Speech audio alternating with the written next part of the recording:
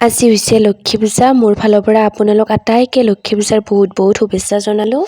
এয়া আমাৰ ওচৰৰ লক্ষী মন্দিৰত লক্ষী পূজা হয়। তাতে প্ৰতি বছৰে নাম প্ৰসংগ আৰু ভোগ বিতৰণ কৰা হয়। এইবাৰ আমাৰ জুমনৰ নামত তাতে নাম এভাগ দিয়া হৈছে। গধূলিকৈ আমি যাম আৰু এয়া লক্ষী পূজাৰ আয়োজন কৰা হৈছে।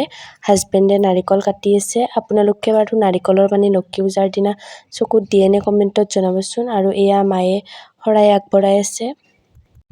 আৰু এয়া লক্ষী পূজাৰ প্ৰসাদ আৰু নাৰিকল চুৰকা খাই মই বহুত বেছিয়ে ভাল পাওঁ। এতিয়া আমি লক্ষী পূজালৈ আহিলোঁ নাম চাবলৈ। এয়া জুমনে ককাকৰ কোলাত বহি নাম চাই আছে।